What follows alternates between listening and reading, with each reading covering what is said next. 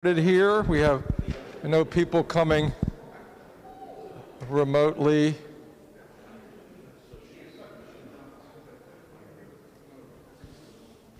Are we set? Yep. Okay.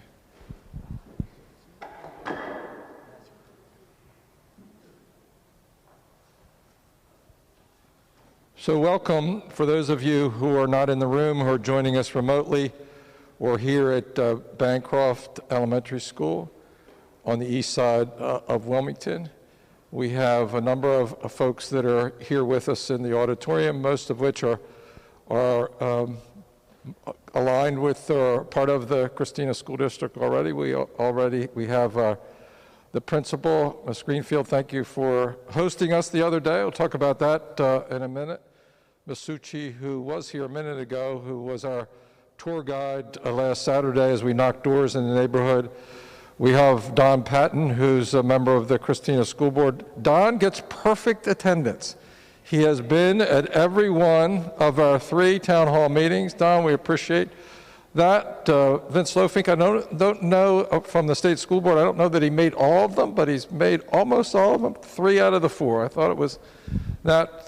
Vince, Representative Lofink, we thank you for being with us as well. Dan Shelton is here, the superintendent. We thank you for your presence. So we're going to make presents. We're going to do our presentation again as we had the last 3 nights and as we've done almost closing in on 100 times, meeting with other elected officials, community members, education advocates.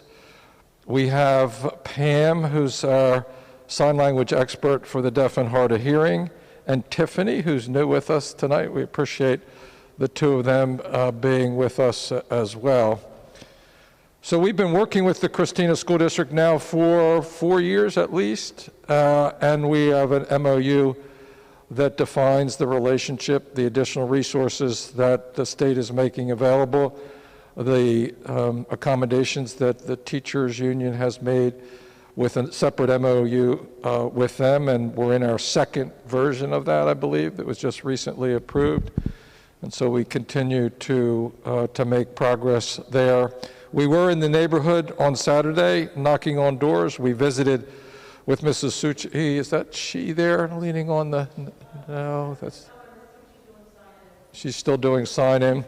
So she knew where a lot of the children who attend the school here, where they lived, and she took us to their homes and we talked to them and their parents. We talked to former students that she knew that were here that have choiced into other schools and other school districts. So we had an opportunity to talk to them. It was really a good day, probably our best day of door knocking. John Sheen is with us, wouldn't you say?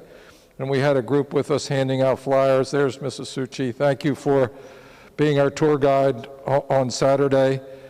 This is, as I said, our last town hall meeting to get input on our plan, which is really a framework for a collaboration among the 3 main school districts that have children in buildings here in the city of Wilmington. Red Clay with Highlands, Lewis, Warner, and Shortledge. Christina with Byard and Bancroft, with Pulaski as swing space right now, and Palmer in South Wilmington, which we hope will be occupied by the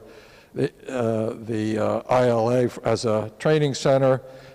And then we have Stubbs, which is now an early childhood center and a parent support center just near Howard, and Helen Anderson, who's in the back, is one of our people who heads up the Parent Support Center, a concept that we like, that everyone seems to like, and it works for parents and hopefully for children, and something that we're thinking about doing on the west side as well. We have plans to build a new Bancroft. That's not the subject of our meeting tonight. We have had several walkthroughs with the community and community meetings, and we thank Dan and his staff for that cooperation as well. So with that kind of a setting of the table, Jim Simmons, who's our director of the Office of Equity in the Department of Education, we appreciate you being here to walk us through the slideshow. Thank you, Governor, and good evening to everyone. Thank you for taking the time to come out at this time of year with the holidays fastly approaching, dinner time, and the Eagles about to beat the Washington Redskins tonight. So we thank you for taking your time to come out to that. We're going to go through the PowerPoint and then field some questions, either myself, the Governor, or John Sheehan. So, but not only to just get questions, but to gather feedback to continue to grow this collaborative. So let's dig right in. So the collaborative is really a framework that is built from a number of different models that we've seen across the country, a lot of them called innovation zone or empowerment zones. We've taken that framework and built that to say we're going to build that together along with the folks who have boots on the ground, not something where we come and deliver a package and hope that you buy in.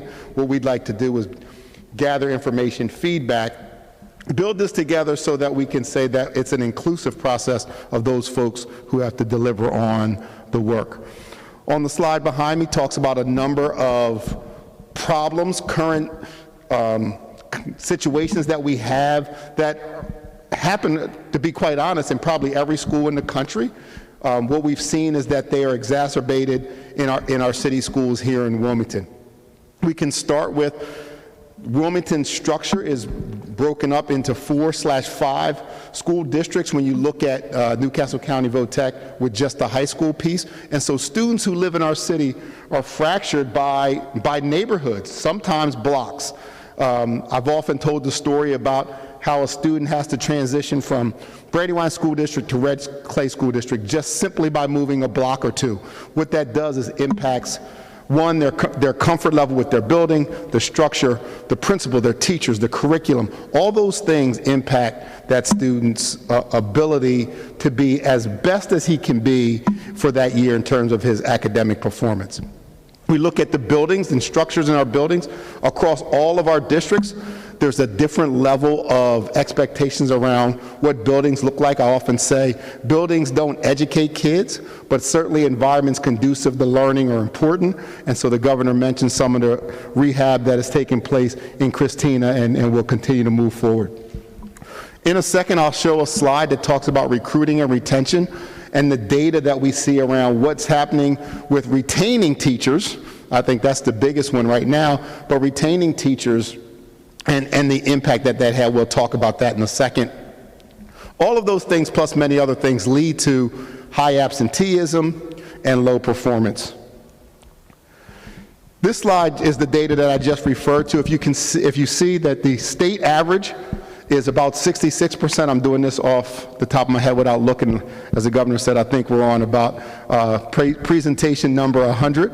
But if you look at all the schools listed in the city, everyone across the board is below the state average. I don't want to pick on any one school in particular, but you can see the data. And so if we look at just the lowest one, which I think is about 30%, what that says is that every 3 years, 7 out of 10 teachers have now transitioned. Oh, that's okay, I didn't know what that was. Okay, so 7 out of those teachers have transitioned. As a former principal, what does that mean? What does that look like? My climate and my culture is completely disrupted every 3 years or so because I've got to retrain teachers on the way that we do things, the expectations that we have. What does it have on curriculum? That means that comfort level of staff, as they work through curriculum over a period of time, you get more comfortable. Your lesson plans become better when you use them from year to year that are using that curriculum.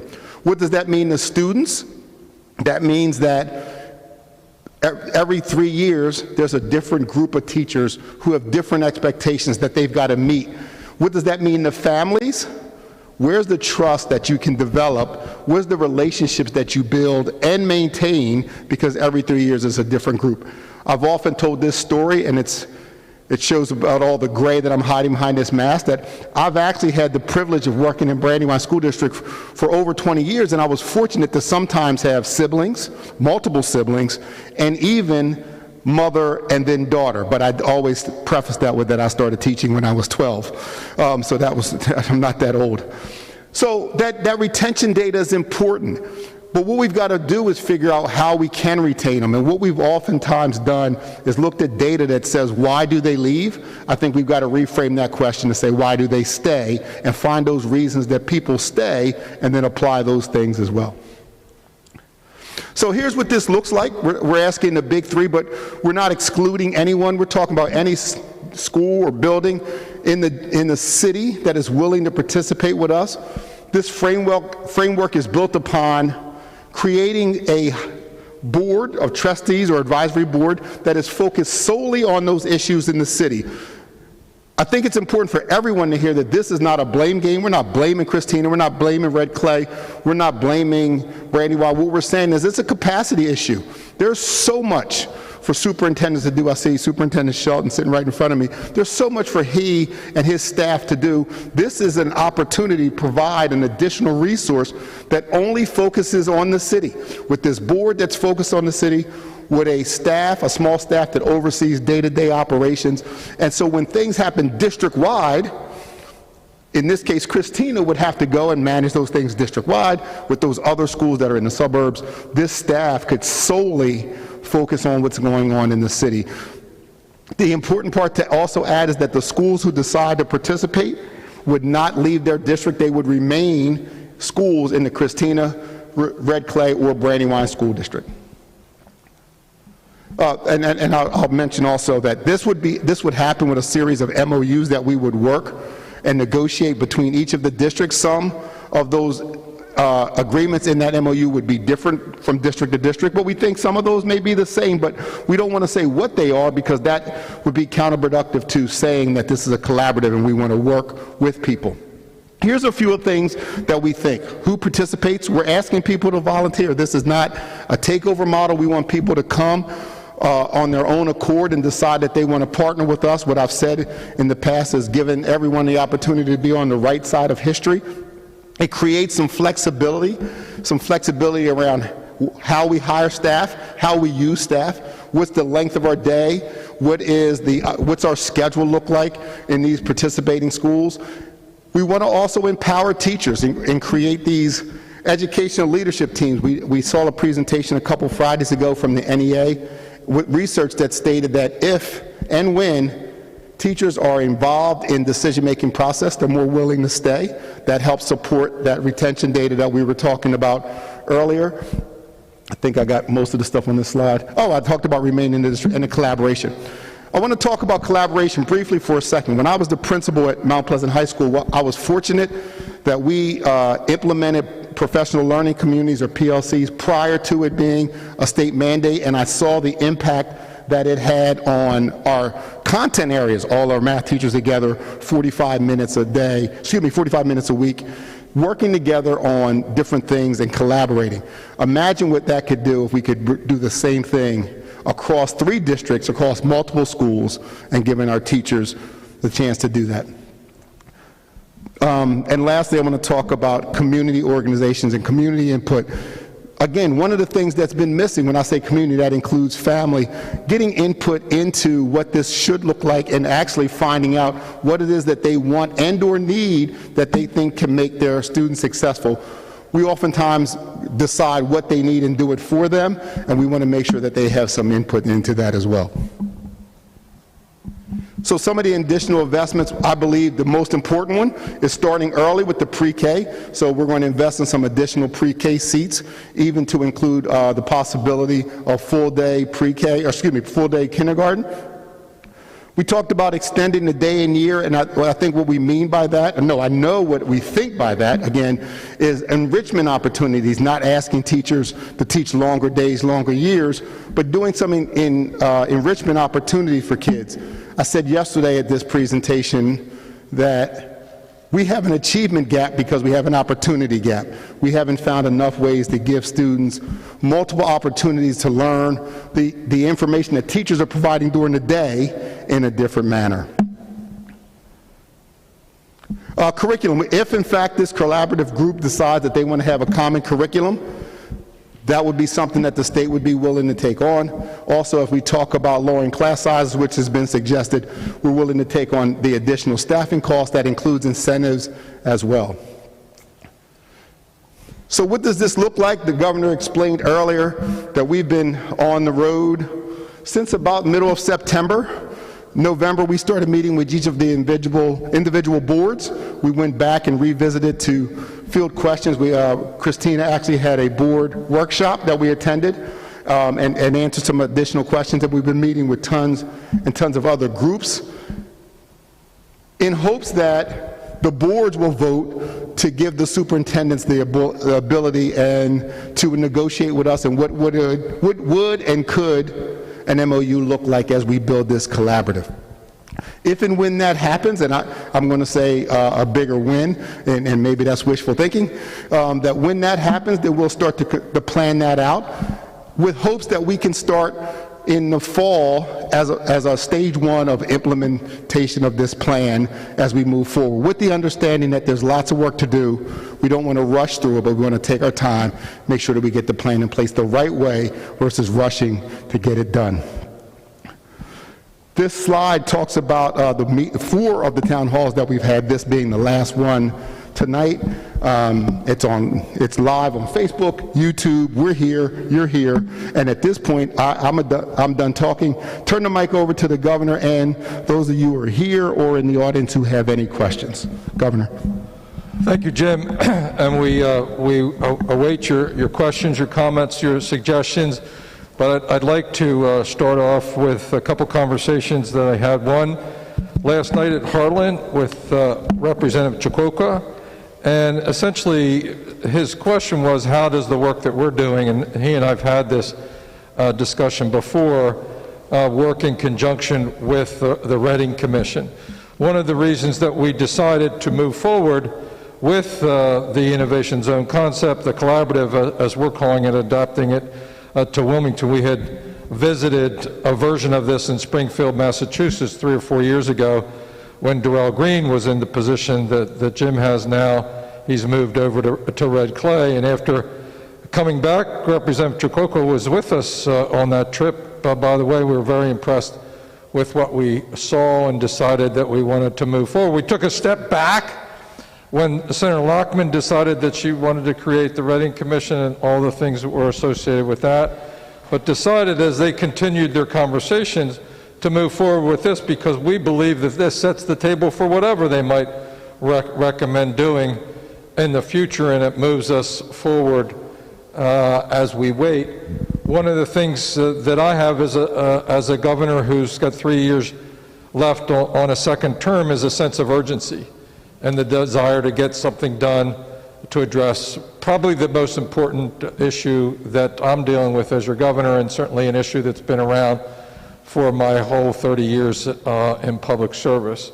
I'd like to share with you conversations I had this Saturday as we visited parents and children. We ran into a young 6th grader by the name of Carlos, and Masucci knew Carlos because he used to be a student of hers here at Bancroft, and he decided with his parents to go somewhere else. And we were having this conversation with him about that. And one of the things he's raised is something that we've heard before, that he felt like he couldn't focus on what was happening in the classroom because there was disruption there. And as we've talked to parents and students, as we've talked to teachers, that issue comes at us all the time. And so the question gets to be, how do you help students concentrate on learn where there are other students in the classroom that are dealing with social, emotional problems that need to be dealt with for them to learn and for the children around them to learn?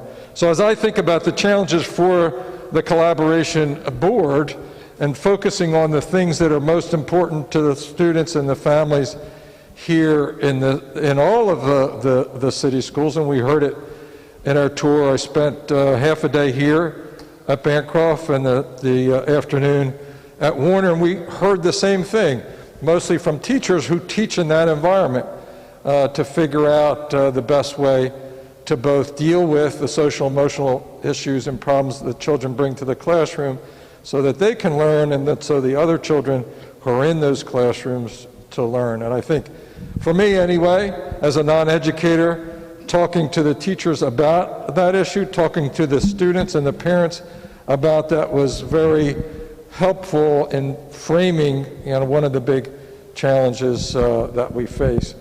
We are proposing this model because it's worked in other places, because my responsibility as governor is not just for the children in the Christina School District, where we already have a memorandum of understanding with the district and board and with the teachers union, the teachers that work here, but the responsibility for all the students across our city and the other districts as well, in Red Clay and Brandywine.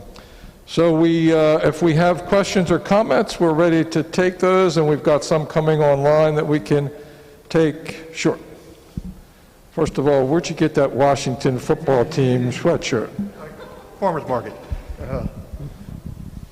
Jimmy, Governor, I have two questions. Number one, can you explain why the Colonial School District is not included? And what if, let's say, one of the three districts votes not to come in? Will it still go forward? So two questions that both of which we've had before. Colonial does not have any buildings in the city. They have some territory, if that's the right word, where students that live in certain areas of the city go out to they used to have a building in the Northeast. It doesn't exist anymore with Colonial, and so we've been focusing on the three main districts with a significant number of students, families, territory, if you will, and school buildings.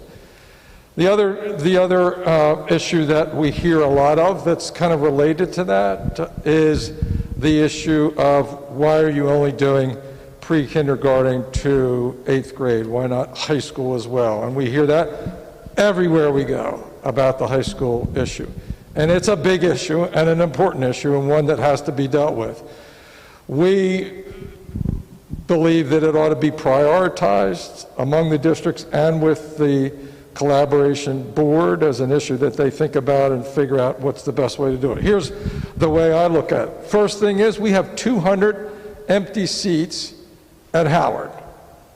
Howard has just spent almost $100 million on the historic 27 building, as well as the rehabbing the 72 building. It's a beautiful facility and ought to be full of students. We have students, or we have high schools all around the perimeter of the city, except for the old Wilmington High School with charter that have empty seats. We were knocking doors in Hedgeville, and Kevin Kelly, who was with us that day, said that the feeder pattern for children that live here in Hedgeville is Glasgow High School. And that doesn't make a lot of sense when you have seats in high schools all around. So there's a lot of thought that needs to go into that question, something that we believe the board should look at right away. The first question that you had is, what if people decide not to participate? I think that would be the wrong decision.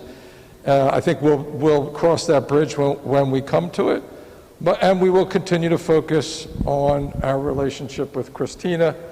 I'm hopeful that, given the fact that we have MOUs already in place, that we would continue to work with them. But we're gonna try to get more public support, and we could use your public support as well for this concept, so that the board members in those other districts can see their way to at least engaging us. So it's going to be a two-step process, making a decision to engage with the state, to consider developing an MOU, which is where the details are in terms of administrative issues that are important to boards and to all of us, frankly.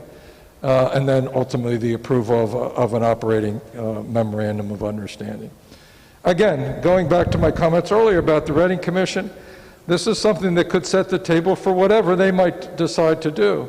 In my conversations with elected officials and others who are very focused on this issue and have been for their whole, for the last 30 years, they wanted to address some of those larger issues, and so do I. But I want to do it in a way collaboratively where we can develop solutions that with broad public support, and I think that we can do it. That's why I'm spending so much of my time trying to talk to people across our city about the issues that we confront and the best ways to do that. And that's why I appreciate Don and Vince and all the folks who've joined us for these town hall meetings for their participation and for their questions and comments. We've got a tremendous amount of feedback. Most of the feedback has come from teachers in the respective districts, and that's understandable because they are in these classrooms every day and they know the issues better than all of us. Yes, ma'am. And we got another here. John's got a Thank you. Hi, my name is Helen Martin, and I'm a caregiver as well as a PACE leader. My question, which I have three, they're very short. They can really be, I'm sorry, thank you. They can really be simple yes or no. My first question is, how much of this information is available on a website that parents and caregivers can check into? It's not a yes or no answer, but we have that information. So if you go to, hi, John Sheehan with the governor's office, if you go to de.gov/WLC, and I think if we go to the final slide, we can have it up there. The information is available, and there's also a feedback form, so folks can submit their comments, and we've probably gotten about 25 comments, and we've read through every one of them. I had 2 Zoom follow-ups today with folks who submit comments, so certainly if you can share with your network, de.gov/WLC has a bunch of information on there and would love to hear feedback from folks. No problem. Also, another question I have is, how much input have you received currently from parent and caregivers? Yeah, great question. I'll start and then hand it over. So we did a town hall with the Delaware PTA and heard some good feedback. We, as the governor mentioned, we were out knocking on doors and had some great conversations with parents, spoke with folks like Sarah Green, a parent leader, and the PTA president at Warner. And certainly if you have ideas or forums where we could talk to more parents, we are certainly, as Jim and the governor said, I think we've had 100 or so meetings and would love to get in front of more parents. So I think we had some really good conversations this weekend with parents at their doors. But if you have suggestions or groups, please, I'll give you my card after this. Would love to connect and make sure we get in front of more parents. And not enough is the answer, but our best conversations have been at the door, knocking on the doors, talking to parents directly, sometimes with their children there, mostly the little itty bitty ones, and that's where we've gotten our best feedback, frankly, and input. And their basic question is, what's it going to mean differently for my children? That's a really pretty simple question, and we've tried to answer that for them. Part of it, the answer is, well, that's for the Learning Collaborative to develop the changes and the things that'll be most important. There are some consistent themes that come out all the time that we talk. I mentioned the high school issue. I mentioned the issue of classroom climate and how children can learn. The other issue is the time frame, and Jim or John, you might want to do this. Is mostly a teacher issue. The first year is really kind of a planning year. What we hear from teachers is you're going to have a new curriculum and all this stuff right away, and there's fear that we've got a plan behind the plan. No. We want to get the administrative structure established so there's a citywide look, collaboration among the 3 districts to focus on, what are the changes that you would make for classrooms and for teachers and for students. Okay, and my final question is who actually has the final say, whether this is a yes or no? So the final say is with the school district boards of education, and that's why it's important that Don is here, and he's been at every meeting. We've had other board members last night at Harlan. It's not a decision that the governor has the authority to do. I'm weighing in heavily, as you can see, and will continue to weigh in heavily. But the final decision rests at this point with the school boards. Thank you. Thank you for coming, and thank you for your interest. I think we had, yes, ma'am. It's me. Hi, my name is Joanne Lewis, and I have 3 questions. On Saturday, there was a mention of building out and tearing down the old and building something new. So my question was, what property was going to be taken in order to do that. And a park was mentioned. I just need, for this question, I would like to know what area is going to be, I hate to say confiscated, of eminent domain. Yeah, no, we're all talking about property that's currently owned by the Christina School District. So Okay. we can do that separately, or we could, if there aren't any other questions, we're happy to go through the plan with you, but we're in the process of planning it. So Okay, so it's not, it hasn't been finalized or anything No. like that? All that, what's pretty close to the end. We've got a lot of input. We've had walkthroughs. So if you're pretty close to the end, then is this information on your website? There's some. That may give me an idea? Hi, Dan Shelton from Christina School District. So we've been meeting pretty regular about the project. It's been going on for about, I'd say 9 months. The third Tuesday of every month going forward, there will be a meeting right here. Tonight's meeting replaced the meeting that we have on the third Tuesday, because today is the third Tuesday. So every third Tuesday right here at 6 o'clock, we have a meeting about the Bancroft project specific.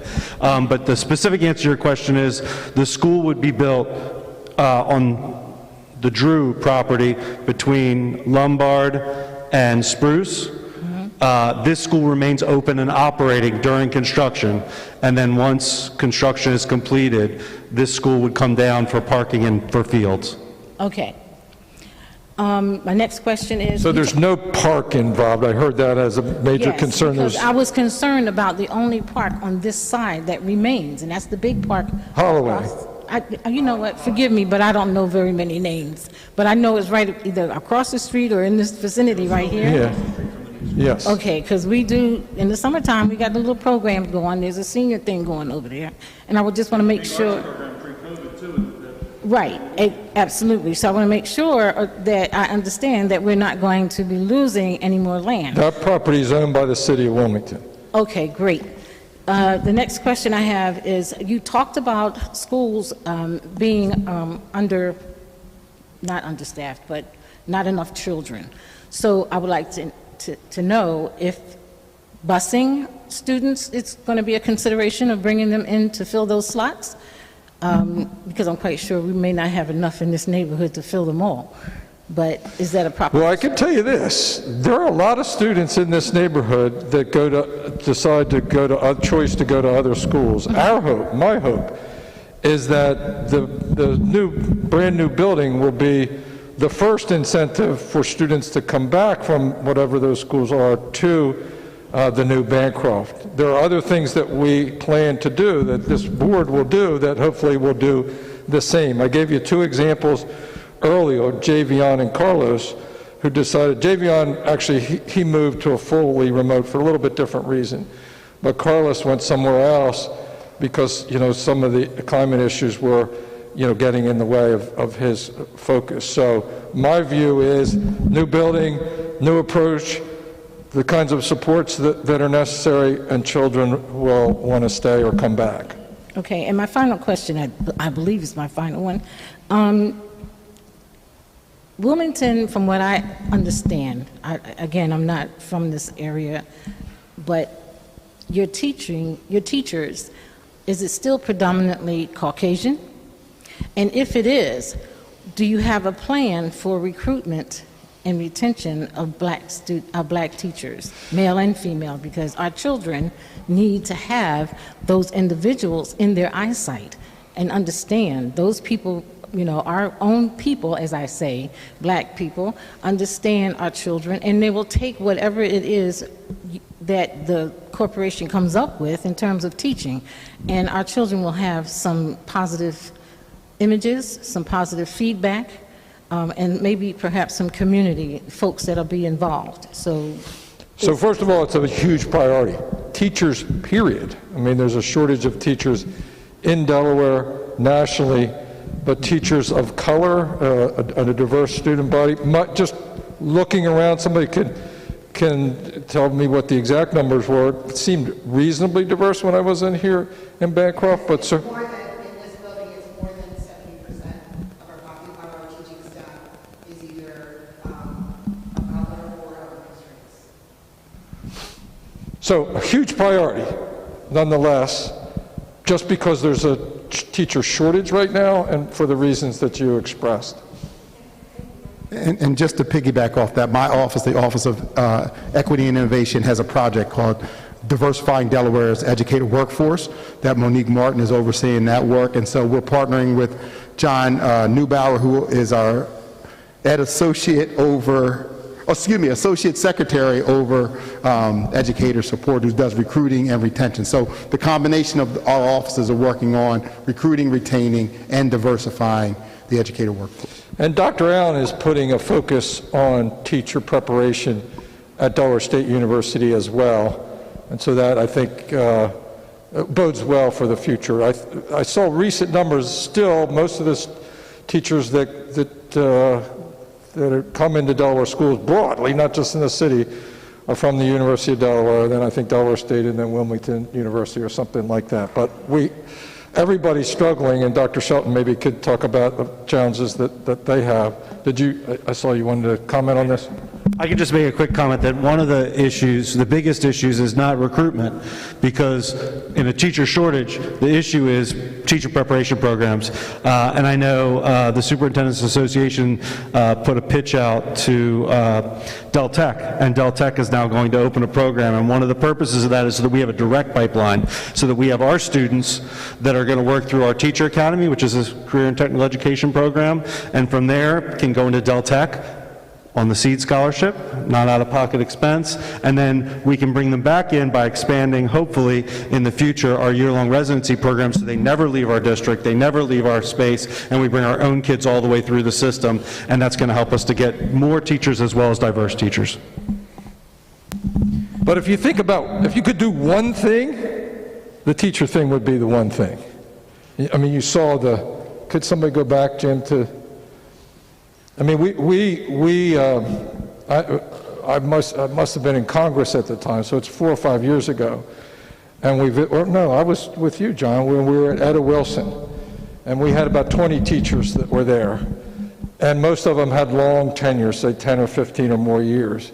Most of them started here, one of the Christina schools in the city. And for different reasons, all of them had a little bit different reasons, but they ended up moving out, and so they became the 70%. So doing things that keep people here, first attracting them in the first place, and then keeping them here has got to be a big priority. We do, with our current MOU, we pay them an extra amount of money, and I don't know whether we have the loan repayment program for them as well, but looking for different ways to attract them and then keep them once they get here. Part of that is providing them what we've heard from the teachers. Give us the kind of support that we need to manage the classrooms that I was talking about and what the students themselves were telling us as we knock doors in the neighborhood. Governor, we have a couple questions that we've received on Facebook. Erica from Facebook asks, is part of the plan in this collaborative to receive feedback from diverse students from different schools? Erica says their voices are key to understanding if things are going right or wrong in their classroom. So can you talk about student engagement? Well, all I can say is that I had a great example just over the weekend as we were knocking doors, thanks to Ms. Suchi and introducing us to students, and just heard from them, you know, the challenges that they encountered as students. And so I think absolutely it's important, and something that where you can get the perspective of children in the building. Now in this case, one of the students was moved on to 6th grade, I guess, and moved to a different school, and Javion was still here, but I guess you have a full remote option that he was taking advantage of. And just one more from Facebook, and raise your hand in the crowd here if you'd like me to walk this mic over to you. One more from Jeremiah on Facebook, who attends all of our virtual meetings. He said, does this have all the money to go forward? So are there resources behind this plan? Yeah, so we're in our budget cycle now. In fact, we're getting down to, this is December, the end of December is when the governor's budget is kind of put to bed. We had a big session today. We have committed in actually a legal settlement, significant additional funds for what we call opportunity funding, which is funding that goes to schools based on the number of of low-income students and English learners that they have. So a school like Bancroft, all the schools we're talking about would get additional resources through opportunity funding. And we started out that with, I think, less than $10 million a year. This year will be $38 million. We'll ramp it up to $60 million over the next couple of years, $60 million statewide, and significant, these schools would be significant recipients of that. We've also made a commitment for additional social emotional supports through the counselor ratio, additional funding for K-3 basic special education. And there's one thing else I'm forgetting, John. Oh, there's a whole series of additional resources that would go along with the collaborative mechanism. Oh, early childhood education is also something a little bit different. It doesn't, well, some of the commitment was with the district's placements for early education, which is a real priority. In fact, we've been contacted by early education centers, if you will, wondering if they could be part of the collaborative, which my response is they'd be great, because you got to get children prepared to come into preschool and kindergarten. Did you have another question, ma'am? I do have one more. I promise not to bother. No, that's okay. But I'm concerned about what they now call community resource personnel. I'm going to say the police, okay, in a lot of our schools. Is there a plan in terms of improving the CSROs, or, keeping the police in vision, or can we just figure out a way to hire other individuals aside from that, those people? Because this I understand can be a great program, and it would be a shame to have police involvement. I would hope that there would be people who are trained to deal with students who are disruptive throughout the building, throughout the system, and find a way that we can then turn those children around. I'm not saying that no child is incorrigible to me. I just have a different way of dealing with kids. But what I see and what I hear, what I observe, it's not a good program right now for what we're doing. Yeah, I think I understand your concern. My experience has been different than that, with the resource officers that I've seen, in fact, including the one that was here the day that... Who's that? He's amazing. He has a great relationship with our kids here. They all look forward to seeing him. He helps support us to take our kids home and do outreach. So we do have a great... Our administration makes sure to... And his wife is the state teacher of the year. But your concern is well taken, and I think what we hear about that and maybe the stereotype of what it is has changed. Certainly, it would be an issue for the collaborative trustee board. And because the idea is not just to automatically suspend students or do this or send them off to whatever. It's to come up with an approach that is suitable for each child. If I could, I was just going to piggyback off that. I'm a former principal of 2 different high schools and have had, fortunately, great SROs who become part of our community and part of our staff. And so the same thing, I don't know that the stigma, it certainly didn't fit the situations that I was in, where they became proactive supports for our students and our families in our building. And then you heard mention of Officer Tabron, who I've known for a number of years. He fits that bill as well. And so I think that oftentimes that perception gets out there when we hear about the negative things in the news, and I don't know that there's enough of the positive things being shared that they do in our buildings. Not to take anything away from the officer or the other officers who have successfully, involved themselves with the various schools. I grew up in a school system where we didn't have police. I grew up where we had, they were called non-teaching assistants. And those individuals did the same thing that the police now do in our schools. They were from the community. or they were from someplace nearby, and our children, we knew, our parents knew them, our teachers knew them. We had great relationships with these individuals. So my concern is that police have other things to do. That's what I would like to say. The police, as I grew up, had a great relationship to a certain point with the children in our school. They would come, they would do presentations, they would get involved, they would do the police thing, right? So I'm not saying that 100% they're bad or they're negative. I know that there's good and bad, but as a person who grew up without having that appearance in our schools, it worked for us. I don't understand why it can't work again. And especially if the people are from the community or from your district, inside. You're hiring folks, you're giving them a job. Some people were degreed people, some were not. So I just think it's a consideration. Thank you, and obviously, again, would be an issue for the board. We've got.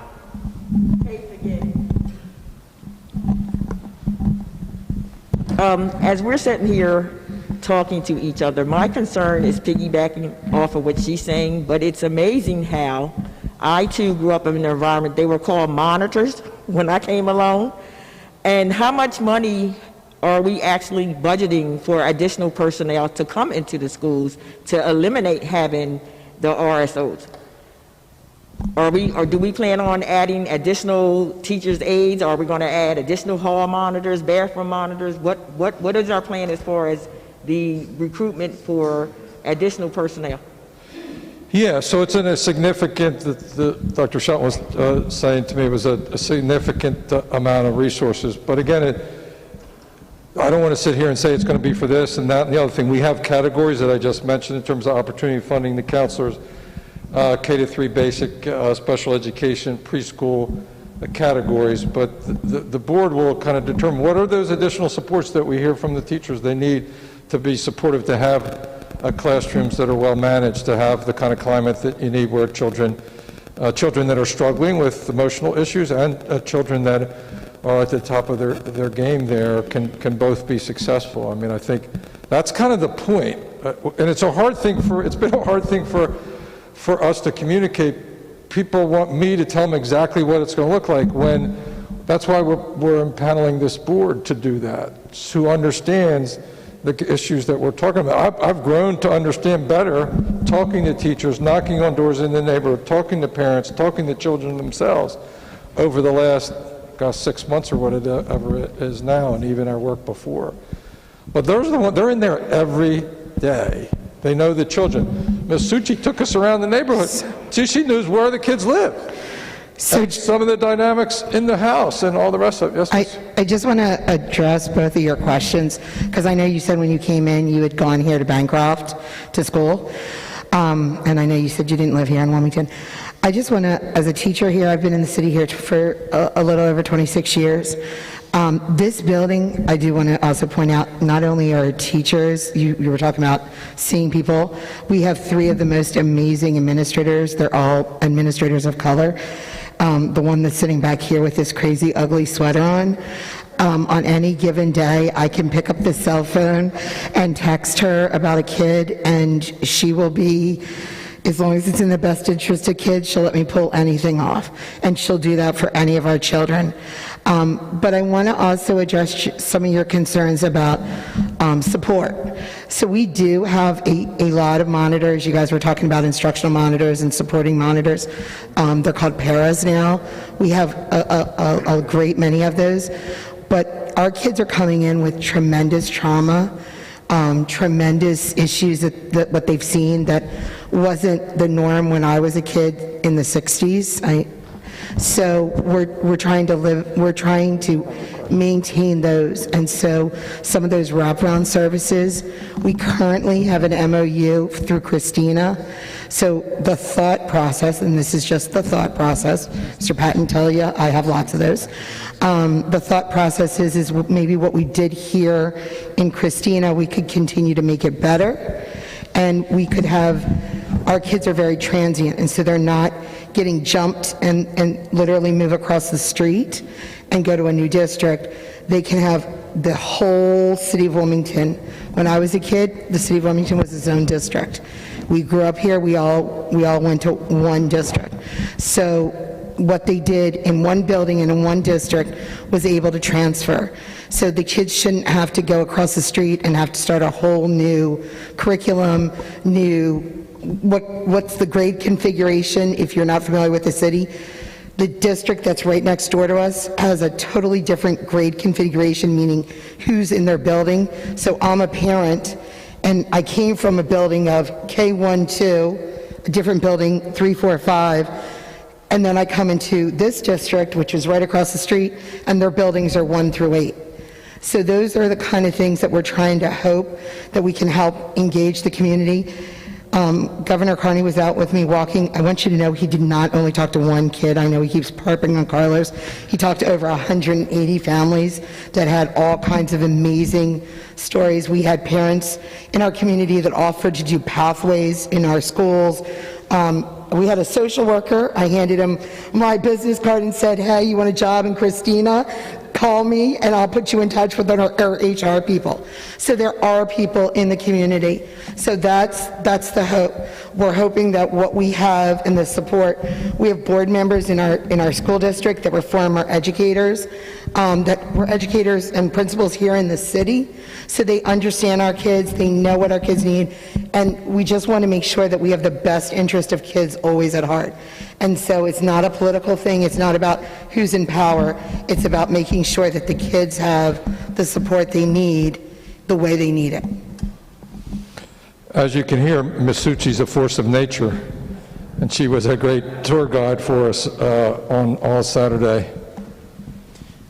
Governor, we got a question from Kim Stock, who I know we know last night that we never got to that I think is relevant tonight. You mentioned that opportunity funding would be used to help pay for this collaborative. Can you just clarify, is that more money on top of the dedicated resources for low-income students and English learners? I think Kim's concern was it would eat into some of that money that's already being used there. Yeah, so I'm not sure I completely understand the question, but we are ramping up opportunity funding to a level of $60 million a year statewide. This year we're less than 30, I want to say. We'll go to 38 this current fiscal year, and so 60 will be either next year or the year after. So that's a significant increase. That's not just for these schools, it's for schools across the state, but we'll have money in the governor's recommended budget for the collaborative, including some resources, I think, for early education and some of the supports for the collaborative itself. Other questions and comments? I know we're getting close to the time when the Eagles will beat the Washington football team, and anybody who has a Washington football team sweatshirt on.